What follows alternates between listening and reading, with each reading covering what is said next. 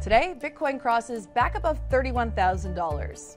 And Chris Ferraro of Galaxy Digital breaks down what investors should expect from crypto in the second half of 2023.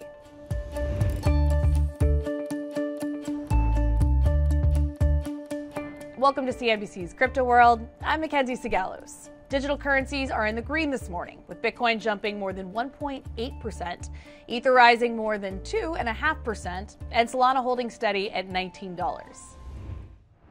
All right, on to our main story. Bitcoin and Ether made huge gains in the first half of 2023, despite a U.S. regulatory crackdown and economic headwinds. But what should investors expect for the second half of the year?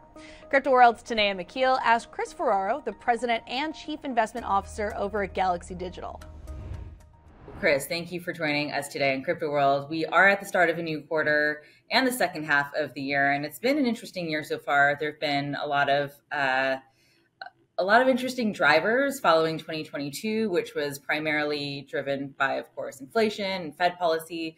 What are some of the main catalysts that you are looking at heading into the third quarter? Yeah, I mean, there's really two stories in the crypto markets. We're looking at the likely issuance, or we all hope likely issuance in the U.S. specifically of regulated access products, i.e. ETFs, by some of the biggest global traditional financial providers in the market for Bitcoin, at least to start. I think that's going to be far and away the biggest catalyst in the markets. And we're looking at regulation, and where a number of the existing very public court cases head over the next coming months. There has been a lot of optimism around those ETF applications. And so you're naming it a catalyst for Q3. To just go a little bit further on that for me, I'm just wondering to what extent that actually drives the price action. I mean, I know that we're expecting to get a decision on GBTC in the later part of the quarter. These things take time, and I've been wondering for the last couple of months to what extent it's the products themselves that these companies are applying for versus that stamp of approval from institutions on something that they've been a little vague about when it comes to outright declaring publicly their stance on crypto and digital assets. So I think we have to start with fundamentals and what we've seen so far this year. All right, if you take Bitcoin has had a stellar start to the year. I think it's up approximately 85% since the beginning of the year, absolute terms. But even when you risk adjust that, volatility adjusted, and so you think, look at the Sharpe ratio of Bitcoin. Bitcoin is still a top 5-6 performing asset globally of all assets. That includes the S&P, the Dow, every bank stock you can pick. You name it, like Bitcoin has proved to be a good asset fundamentally, at least a good performer.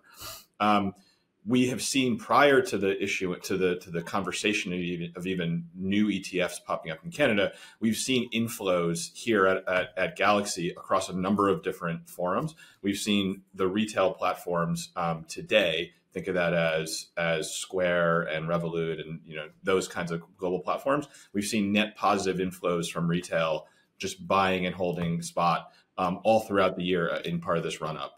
On the institutional side, we've seen clients of the firm on our desk buying long dated upside on Bitcoin in pretty healthy clips. And in other jurisdictions, like Canada, for example, over this month alone, we've seen net positive inflows into the Canadian ETFs in Bitcoin and in Ethereum.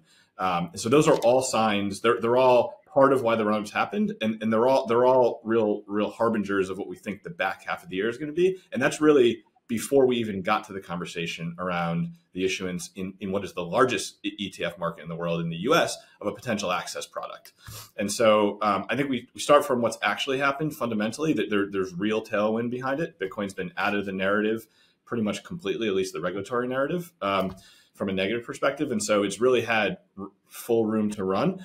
And so those products, if and when they launch, are really just going to open up the biggest markets that don't have easy click access to get exposure.